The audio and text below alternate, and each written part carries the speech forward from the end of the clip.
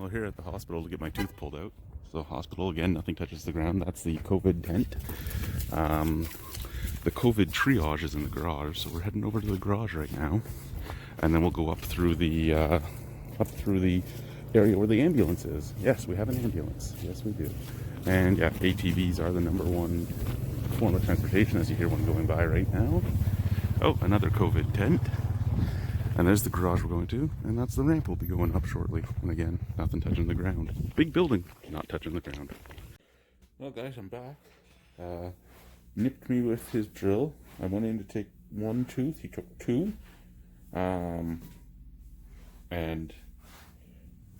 wasn't planning on taking two, but took two. Not because there was anything wrong, but because he broke the second tooth, taking out the first tooth. Yeah. I'm hurting. I'm hurting a lot. Apparently my jawbone is the strongest jawbone he's ever dealt with. Also, he had Parkinson's. His arm was like doing this while he was using the drill. That was fun. That was fun. So it's been a few hours. I'm still oozing blood. I'm hungry as fuck, but I can't eat anything because everything just, I can't keep it on the one side of my mouth. I'm starting to bruise. Yeah. The pain is now there. The freezing is gone. I'm not looking forward to the next few days. Alrighty. So, I think the Arctic is out to get me. It heard we were leaving for over a month, and it was like, fuck that, hold my beer. So I had the infection that almost took my eye, which ended up having to have my tooth pulled. And he pulled two teeth instead of one because he broke the other tooth pulling the first one. And broke part of my jaw. Hurts a little bit. Just a little. I have some good drugs. My dog was murdered right outside my house. Don't know who did it because they took him off the chain, well, ripped off his harness, took him off his chain, and dragged him away before we got out the door. Like I was actually sitting where I'm sitting right now when I heard him bark, and I heard the yelps, and by the time I got there, he was gone. Just his harness and blood was left. There's a gastrointestinal bug going around the daycare, and my daughter has seemed to have brought it home for us because that's why I'm in here.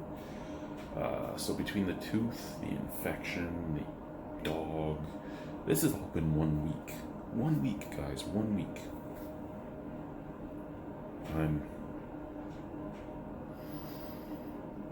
Yeah. Oh yeah, and that's the little spot. It wasn't much, but I talked about it earlier, where he got me with the drill when he was shaking as he was putting it in my mouth. And psst, oh, I seem to have gotten your lip with my instrument. I am sorry for that. You've got a little red mark.